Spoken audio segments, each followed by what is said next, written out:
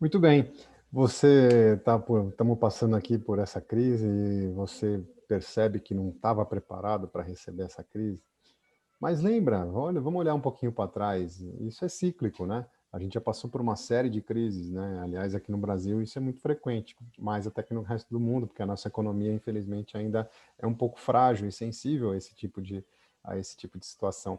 Então, ciclicamente acontece crises, a gente passa dela e volta, e depois passa de novo e volta, e passa de novo e volta. Então, a gente está começando a sair dessa, mas na hora que a gente está saindo de uma crise, a gente tem que pensar e ter presente que a próxima vai vir.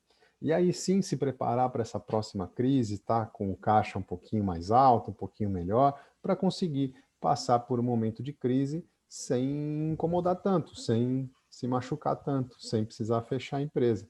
E isso a gente chama de Kikikan. Certo, Yoshida? Como é que é essa história aí? Certíssimo.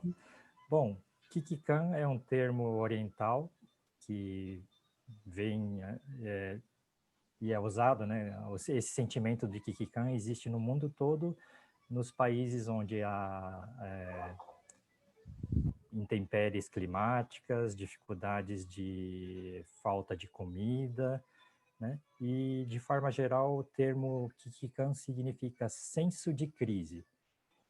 Eu sei que a crise pode vir em formato de cataclisma natural, pode vir em formato de falta de água, enchente, crise econômica, e agora pandemia.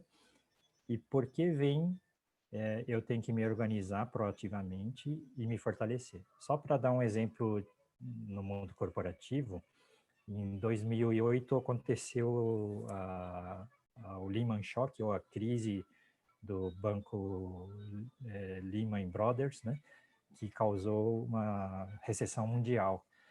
A Toyota, nesse ano, lá no Japão, teve um prejuízo de bilhões de dólares. E logo em seguida, isso foi em 2008, logo em seguida teve os tsunamis que ocorreram lá no Japão em 2011. Então foram várias crises fortes sucessivas que enfraqueceram a empresa. Então, desde 2008, com esse baque de 1 bilhão, mais de 1 bilhão, mais as crises que vieram depois, a Toyota veio reestruturando a empresa, fazendo ajustes, reduções de custo, atividades mesmo, e, né, finalmente em 2020 chegou a crise Covid, com impacto em vendas de menos 20% em relação aos anos anteriores, e que se fosse na mesma condição de 2008, seria mais alguns bilhões de prejuízo. E pelo contrário, a Toyota vai ter somente 20% do lucro planejado. Ou seja, o lucro planejado era de alguns bilhões e reduziu isso em 80%. Mas mesmo assim, né, onde todo mundo está sofrendo drasticamente, sofrendo de verdade, a Toyota conseguiu se manter. Mas isso graças ao sentimento de Kikikan, que eles trabalharam por 12 anos, porque em algum momento viria uma crise forte e, para dizer a verdade, a crise da Covid é muito mais forte que qualquer um poderia ter imaginado que pudesse vir, né? E para isso, né, André, a gente tem que se preparar, né? É isso aí, e isso a gente faz justamente no momento que a gente começa a sair da crise. Na hora que a gente está num momento bom, está vivendo um momento de bonança, né, um momento de tranquilidade, é um momento que a gente tem que estar pensando que a crise vai chegar daqui a pouco.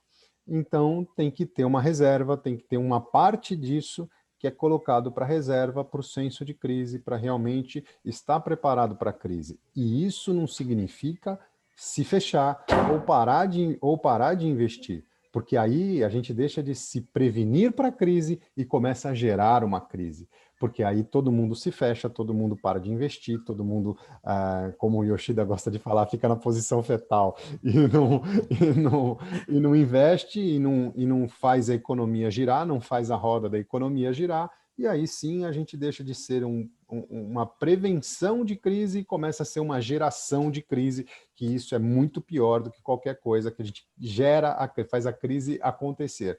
E não é isso que ninguém quer. Todo mundo quer passar por um momento de crise com menos dor, né? Com menos dor possível, com menos impacto possível. Então, Isso não significa se fechar, parar de investir para ficar com o dinheiro tudo preso no banco e não fazer a economia girar.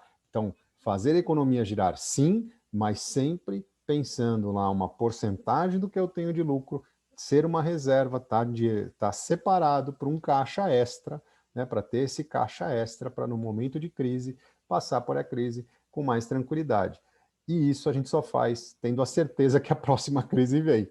E isso é certo. Infelizmente, mais tempo ou menos tempo, uma crise maior ou menor, mas ela vai vir. Isso não tem jeito, certo? Por isso que no Winners Alliance, dos 4 valores que nós cultivamos, o primeiro é o Kikikan. Queremos que todo mundo tenha esse senso de crise e se prepare, né, e esteja em condições de promover desenvolvimento e nunca, né, ter que entrar na espiral negativa e sempre ter condição e recurso para sempre estar ajudando a espiral positiva a acontecer. É isso aí, sempre evoluindo.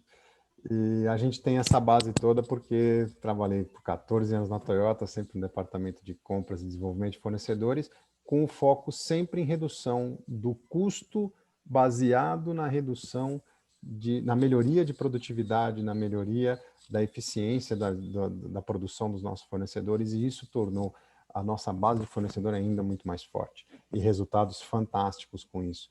E aí, nos últimos 3 anos, foquei muito na parte de autoconhecimento, de inteligência emocional, onde, por uma sorte do destino, a gente se encontrei de novo Yoshida, e a gente montou o Linha Emocional, que une as técnicas da inteligência emocional, as técnicas do Lean Manufacturing com organização e inteligência emocional. Certo, Yoshida? Certíssimo, André.